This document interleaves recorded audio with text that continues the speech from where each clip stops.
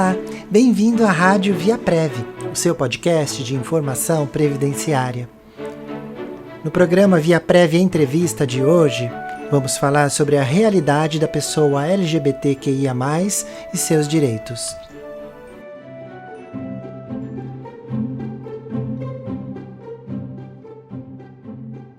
Segundo dados da Antra Brasil, 90% das pessoas transgênero acabam recorrendo à prostituição por falta de oportunidade de trabalho. Com dados de 2018, apenas 0,02% das pessoas trans estavam em uma universidade. 72% das pessoas trans não conseguiram concluir o ensino médio. 56% das pessoas trans não conseguiram concluir o ensino fundamental. A média de vida da pessoa trans é de 35 anos. Conforme aponta o relatório do Grupo Gay da Bahia, o GGB, o Brasil é o país que mais mata LGBTQIA+. Em 2019, foram registrados no país 329 mortes violentas, sendo 297 homicídios e 32 suicídios.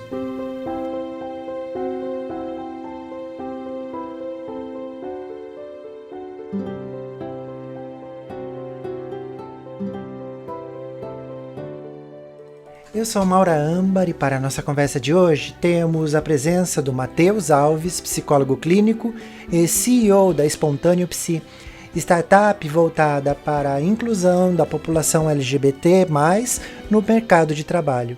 O Matheus também é parceiro do Centro de Referência para a Pessoa LGBT, também conhecido como CR-LGBT de Campinas, e também faz parte do Núcleo de Sexualidade e Gênero do CRP, Conselho Regional de Psicologia. Junto conosco, para este bate-papo, está o advogado consultor previdenciarista Gabriel Macedônio. É muito bom ter vocês aqui. Vou começar pelo Matheus. Seja bem-vindo, Matheus, à Rádio ViaPrev. Obrigado, Maura. Um grande prazer estar aqui. Agradeço pelo convite, viu? E espero poder contribuir, né, com a nossa discussão, que seja produtivo, a gente possa contribuir para que possamos, né, juntos criar aí, através do conhecimento, as melhores formas para poder combater tudo que vamos discutir hoje. Muito bom. Gabriel, seja bem-vindo à Rádio ViaPrev. Gabriel que participou conosco num bate-papo sobre pessoas com deficiência, PCDs, não é? Então, muito bem-vindo, Gabriel. É isso aí, Maura. É sempre muito bom estar com vocês, esses papos que a gente organiza, é sempre muito rico, e agradecer ao nosso convidado por estar presente conosco e bater um papo legal aí. Muito bom. Matheus, eu gostaria que você nos trouxesse as demandas da população LGBTQIA+. Quem são as pessoas que buscam o Centro de Referência LGBT? Quais são as necessidades dessas pessoas? Bem, Maura, com a minha atuação, né, no Centro de Referência desde 2016, a gente identifica que grande parte da população LGBT não necessariamente só pessoas que não têm acesso, né, ao serviço, né, de psicoterapia ou outros serviços, mas a dificuldade principalmente de encontrar não só nos serviços de iniciativa privada, mas também de iniciativa pública, esse acompanhamento adequado a essa população, né? Já visto que hoje, né, o CRP ele apresenta duas resoluções, né, a resolução 01/99, né, voltada aí à proibição, né, de reversão da homossexualidade, e também a resolução 01 de 2018, né, que também trata com relação à proibição de reversão, né, a transexualidade, né? E nós sabemos que, se existem essas resoluções, acontece, né, de profissionais, tanto das áreas públicas quanto públicas e privadas, existir esse problema, né, do próprio acompanhamento a essa população. Então, a importância de existir hoje um serviço como o Centro de Referência LGBT no Brasil, né, é importantíssimo. E haja vista que o Centro de Referência LGBT de Campinas foi o primeiro serviço, né, no Brasil que foi fundado enquanto iniciativa pública através de reivindicações da sociedade, né, e de movimentos de militância. O ideal é que tivesse um centro de referência em cada grande cidade, é isso? Sim, seria muito importante, né? Hoje é muito comum hoje no centro de referência, né, de Campinas ter demandas de outras cidades, né? Então, cidades da vizinhança, Salto, Itu, né? E o centro de referência acaba acolhendo essas populações por conta de não haver, né, nesses municípios esse serviço disponibilizado. Então, em várias cidades hoje nós já vemos que existem muitos trabalhos muito bons sendo realizados, né? Mas infelizmente ainda não é uma realidade em todo o território nacional. Entendi. E quanto às demandas, o que mais surge para vocês? Olha, como tem uma questão também, uma característica da sazonalidade do serviço, né? É muito misto os tipos de busca né, de atendimento. Existem as buscas de serviço de acompanhamento psicológico mesmo, né? Por questões mesmo sociais.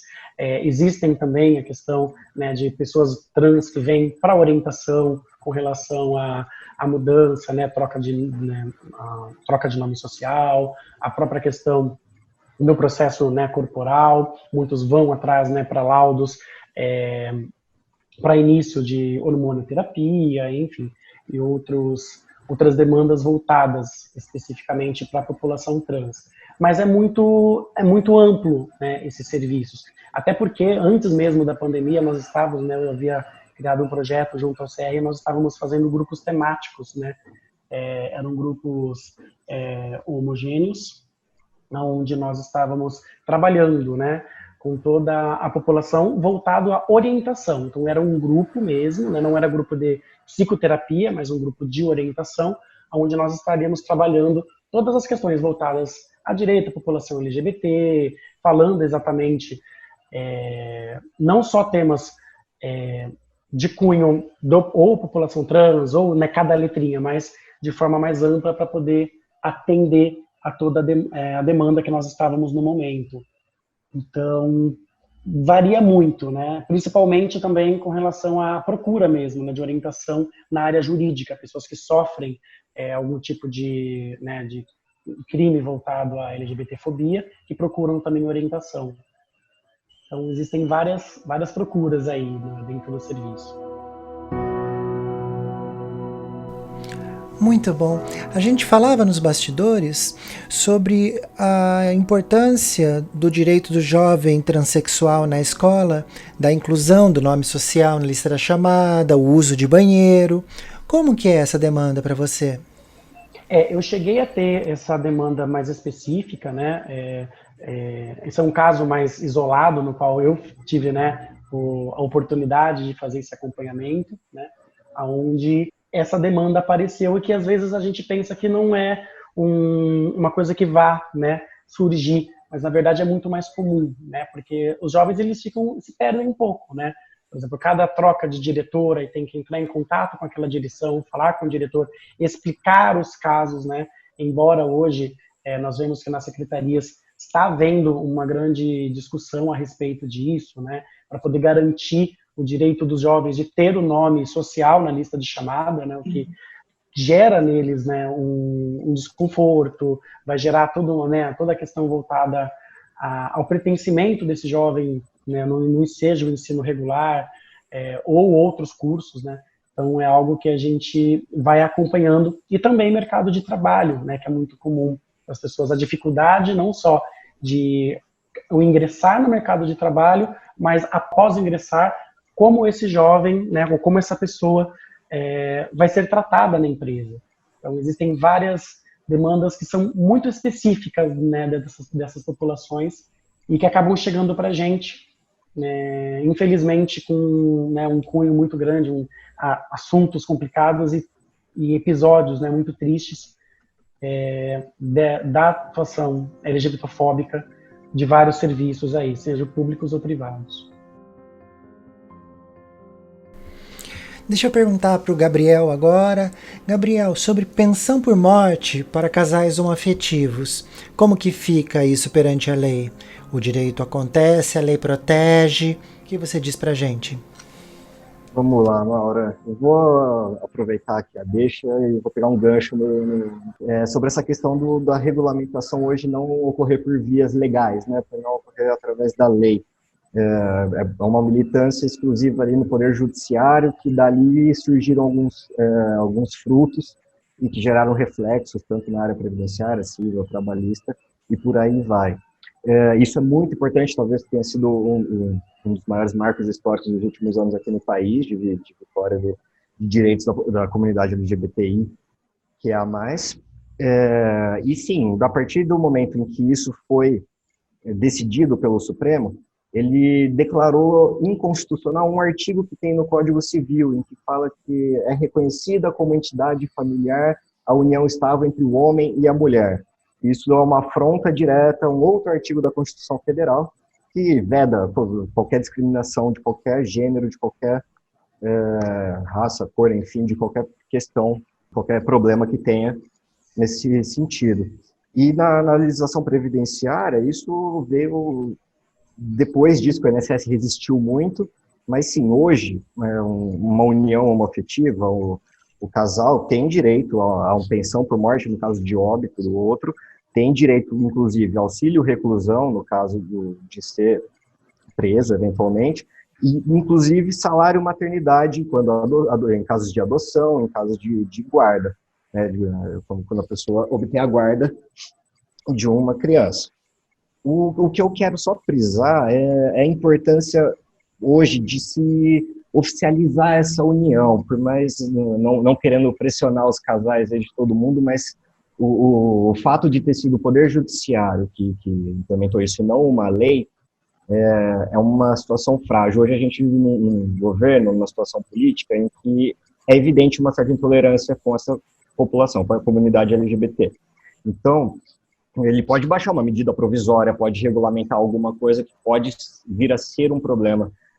Então, eu que tenho até uma certa militância nessa área, você sabe disso, Maura, eu sempre oriento, assim, claro, né, respeitados todas as suas questões emocionais, psíquicas, físicas, que seja, mas faça o possível para se manter organizado, porque a gente nunca sabe o que vem por aí. O único projeto de lei que tem até então é um da Marta Suplicy, de 2018, que quer instaurar o Estatuto da Diversidade Sexual e de Gênero. Né? Mas isso não preciso nem falar, o legislativo do país é historicamente LGBT-fóbico e está, não sei em qual das gavetas ali parado até então. Então eu só queria fazer essa ressalva de que é muito importante a gente... foi uma vitória, foi um marco excelente, mas a luta continua, né? A gente precisa ainda formalizar tudo isso. Com certeza. Então, para quem é LGBT, QIA+, e está ouvindo essa entrevista aqui com a gente, esse bate-papo, pode entender o seguinte: se entrar judicialmente, consegue provar que tinha uma união estável, né, mesmo não tendo documento, mas todo o processo judicial tem seus passos, né? Então, vai complicando um pouco mais se tiver que entrar judicialmente, além da fragilidade que pode ter uma medida provisória que muda essa situação para quem não é casado. É isso? Exatamente. É uma questão, são muitas nuances, são bem complexas, mas a partir do momento que o Supremo Tribunal Federal, em 2011, falou que a menção a homem e mulher no artigo 1723 lá do Código Civil não pode ser utilizado de maneira nenhuma para discriminação de gênero, de classe, de cor, de qualquer coisa que seja, abriu-se caminho para muitas coisas. A partir daí, é muito mais fácil oficializar uma união estável no cartório, a retificação do nome da pessoa trans também no cartório, isso passa a acontecer. Então, facilitou-se isso. E é importante porque se não regulariza, a gente vai ficar à mercê do serviço público, daquilo que a gente for buscar. Então, eu falo para você, eu garanto que o INSS deve considerar a pensão por morte, deve considerar o auxílio reclusão, inclusive em caso de união homoafetiva. Mas quem me garante que o servidor que está ali, que vai atender, tem essa posição e eu não tenho uma lei que o vincule necessariamente, né, que o obriga a fazer isso, e aí eu tenho que recorrer à instância judiciária e aí pronto, a gente já tem um desgaste, já tem uma situação que vai demorar muito tempo para se resolver e vai ficar à mercê de uma comunidade que ainda, infelizmente, é LGBT-fóbica, historicamente.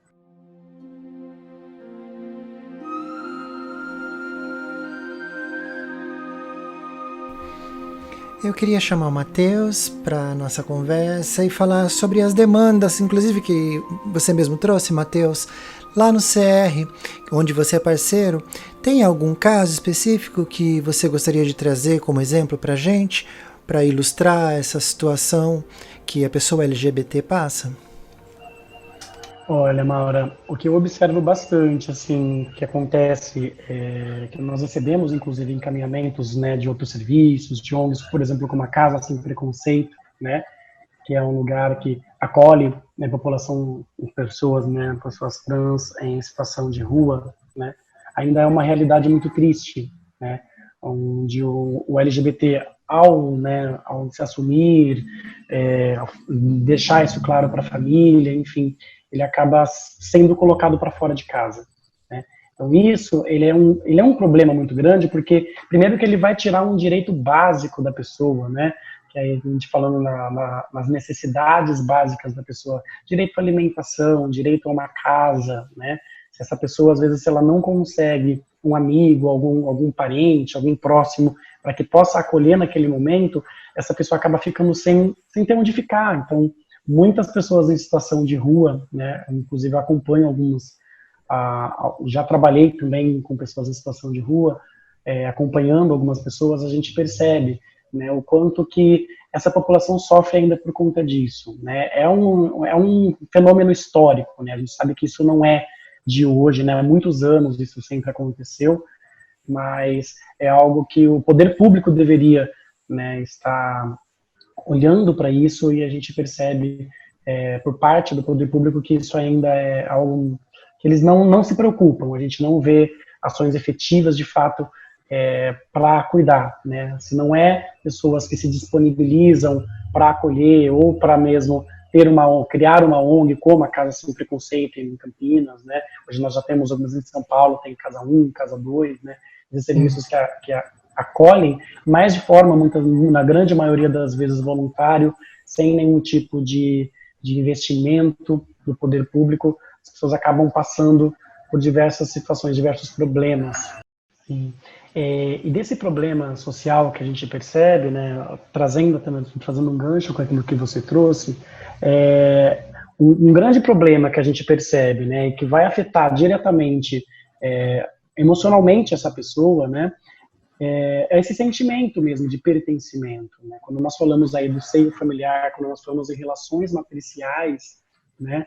Quando você perde a sua referência de pai, de mãe, de família, né? É muito mais difícil para uma pessoa dessa se reerguer, né? Ainda mais, né, diante de uma sociedade, ela sai de um ambiente familiar e vai para uma sociedade extremamente segregadora, né? Extremamente onde a marginaliza mesmo, com tudo isso, e isso acaba se tornando cada vez mais um problema maior, né? E para a gente poder acolher tudo isso é um processo muito complicado, né? O centro de referência mesmo, nós recebemos, inclusive, doações, né? Quem tiver interesse em fazer doações de roupas, calçados, né? Lá, né, há um espaço onde se organizam isso, e as pessoas que às vezes estão, né, em situação de rua, elas acabam, né, pegando essas roupas para poder ter o que vestir muitas vezes, né? Então, são situações que a gente se depara que a gente não sabe às vezes como resolver, porque é um problema que acaba sendo tão grande, né? É uma questão tão complexa, e a gente acaba fazendo aquilo que é possível, que é viável, né? Mas que essa população ela precisa ser assistida de fato, né? Tanto não só nas suas necessidades básicas, mas também na sua inserção no mercado de trabalho, né? Onde essa pessoa vai poder se constituir enquanto de fato um indivíduo, né? Então, eu acho importantíssimo a gente poder olhar para isso e cada vez mais exigir, né, dos nossos governantes, do poder público, para que a gente possa garantir esse sustento para pessoas que passem por esse tipo de situação, que a gente sabe que é muito mais comum do que a gente imagina.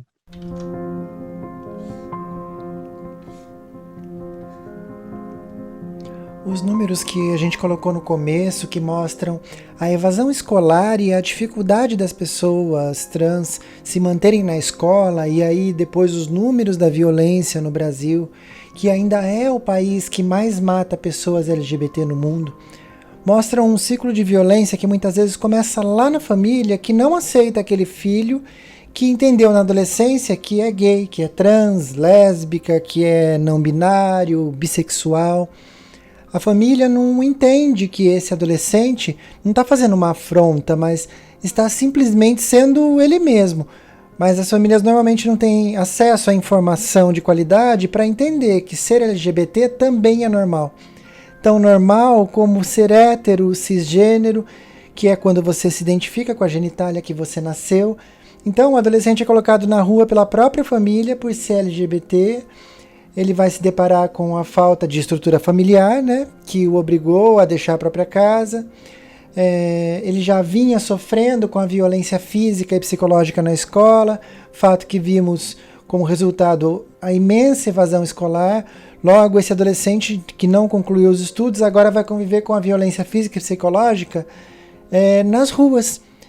Vai ter acesso ao uso de drogas, ao tráfico, ao crime. Aí alguém vem e fala, por que ele não procura emprego? Porque ao procurar emprego é provável que o empregador seja justamente uma pessoa que entende que por ele ser LGBT ele não é normal, que vai ser um problema. Chega a falar que se ele tiver um bom currículo eu contrato. Como que ele vai ter um bom currículo diante dessa situação social que ele foi exposto, não é mesmo? Então, esse empregador acaba tendo um entendimento muito parecido com o da família que o colocou na rua. É um ciclo de violência que a gente conseguiria fazer diferença levando informação lá no início para os familiares, que é normal ter um filho LGBT, que esse adolescente deve ser acolhido na própria casa. Infelizmente, a gente aprende que o normal é crescer menino ou menina, que o normal é menino gostar de menina, menina gostar de menino. O nome disso é heteronormatividade. E a ciência mostra pra gente muitos outros caminhos, porque o ser humano é muito plural em sua essência. E não cabe nessa ideia binária, né, de apenas homem ou mulher, né?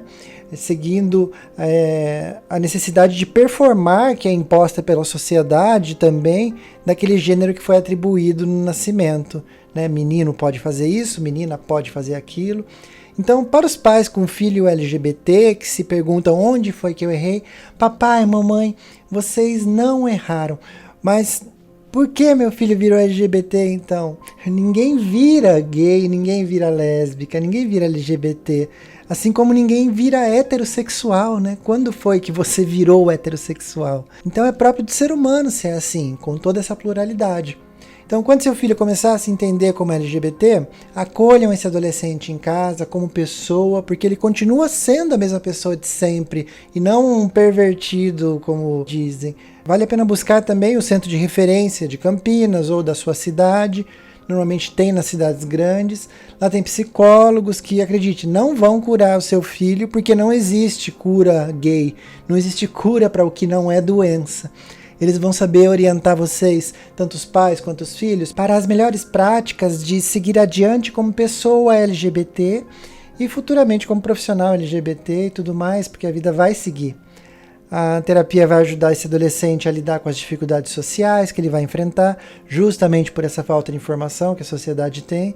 Então é muito importante tudo isso que você traz, Matheus, justamente para a gente conseguir quebrar esse ciclo de violência, que começa quando a família coloca um adolescente para fora de casa. Como que vocês têm trabalhado esse ciclo de violência lá no CR de Campinas?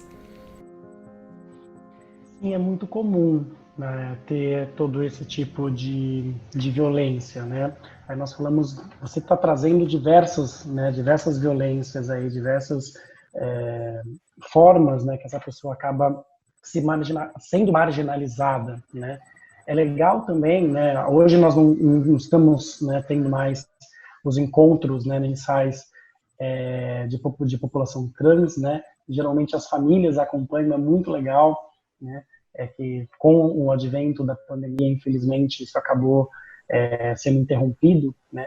Mas mensalmente no centro de referência havia esses encontros, né? Onde você via diversas pessoas, né? Os familiares, pessoas que estavam ali para tentar entender esse processo, tentar entender que, como você disse, não errei, né? Ou até mesmo procurar entender qual é a responsabilidade da família nesse processo. Muitas vezes até o próprio acolhimento, de estar ali, né? Tentando entender, tentando ser mais afetuoso com essa pessoa, tentando ser mais colaborativo, porque na grande maioria das vezes, quando a gente fala desses tipos de violência, a maior violência, a maior segregação é a segregação humana, né?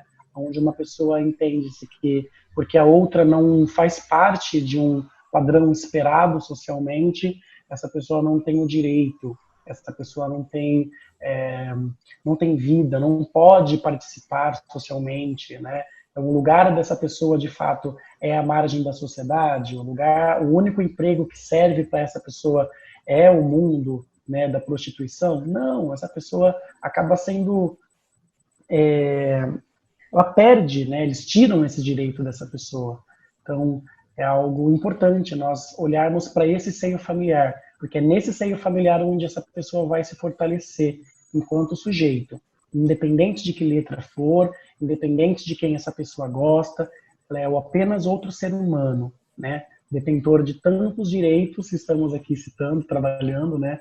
Hoje, como qualquer outro ser, né? Então, nós precisamos continuar com esse trabalho é fundamental para que nós possamos conquistar, junto com essas pessoas, esses direitos. Eles são de direito. Muito bom. Eu queria falar também para quem é LGBT, né, que tá tudo bem ser LGBT, né?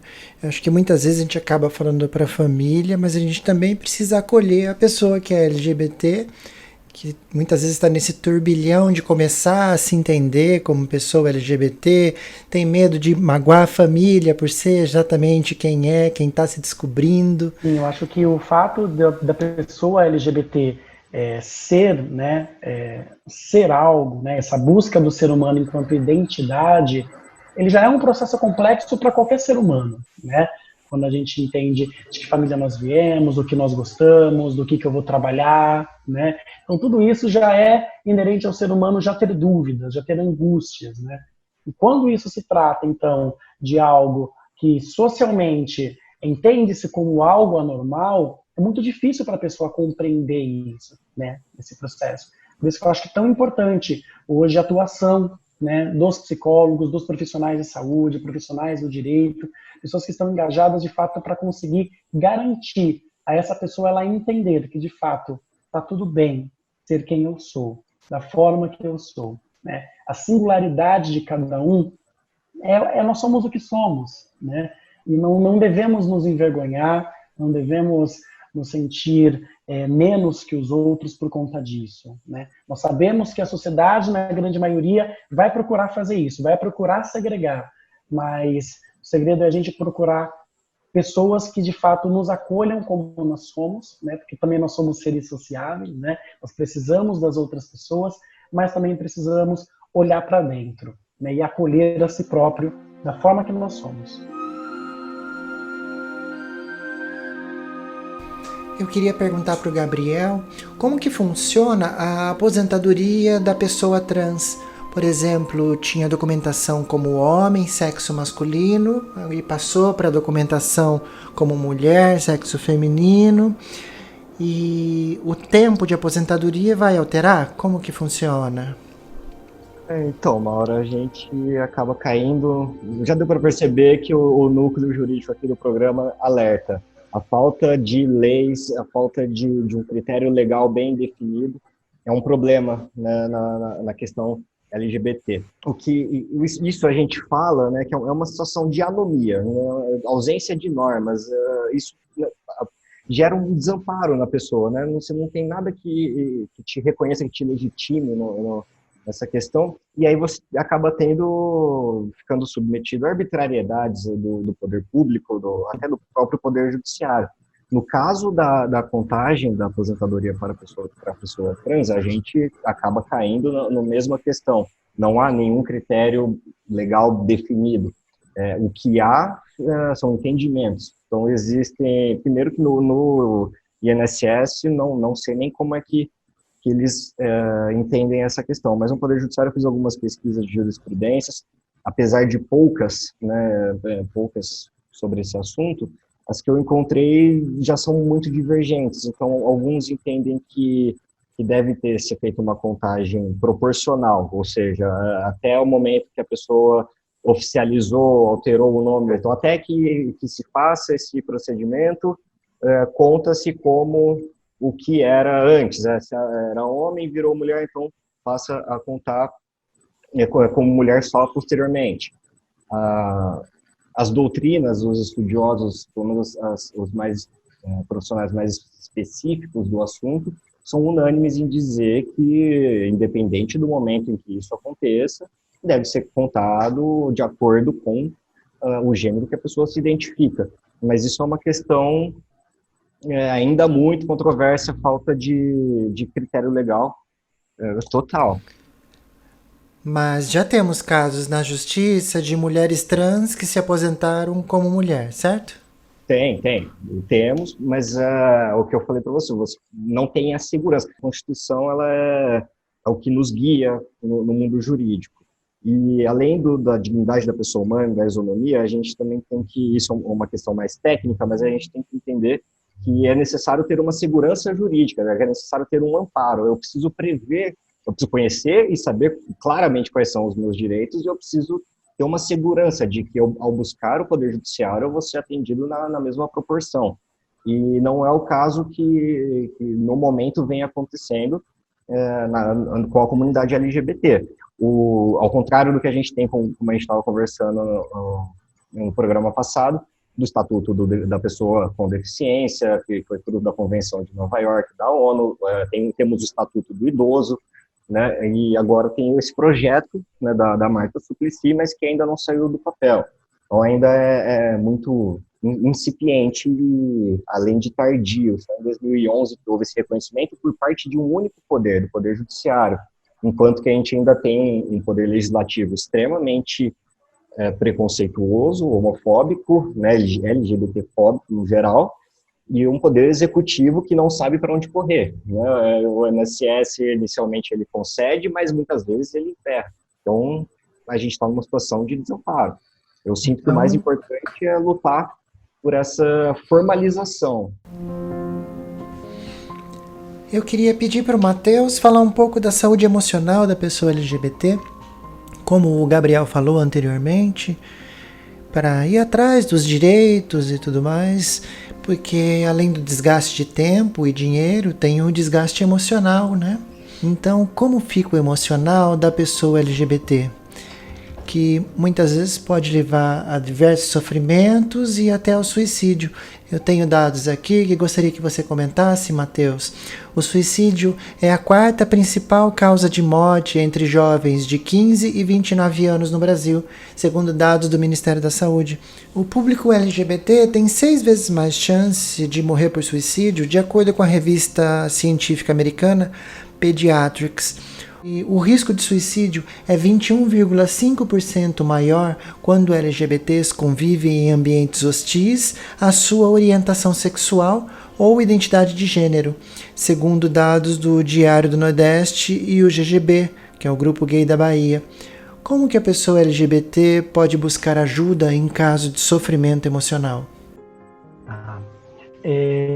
O advento do suicídio, né, vale ressaltar, né, que esse dado, quando você fala hoje no Brasil, ele ser a quarta principal causa de morte, né, no mundo hoje ele já é a primeira. Né, então esse número ele já ultrapassou. Né, hoje, infelizmente, nós temos, né, por conta de diversas comorbidades, quando a gente fala. Quando nós falamos aí do advento do suicídio, nós estamos falando na grande maioria das vezes, duas ou três questões emocionais que às vezes estão envolvidas, né?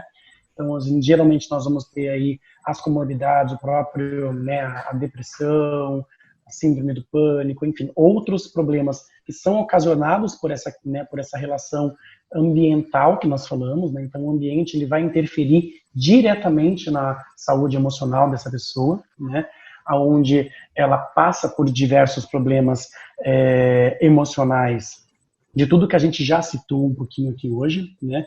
Então, o que geralmente a gente recomenda, né? Além desse processo, né, de psicoterapia, a procura de, né, às vezes, ajuda médica, às vezes até mesmo um auxílio psiquiátrico, né, a associação, muitas vezes, da medicação sendo, né, controlada e acompanhada por um médico e a psicoterapia é muito favorável, a gente tem um ganho muito significativo com relação a esses tipos de tratamento, né?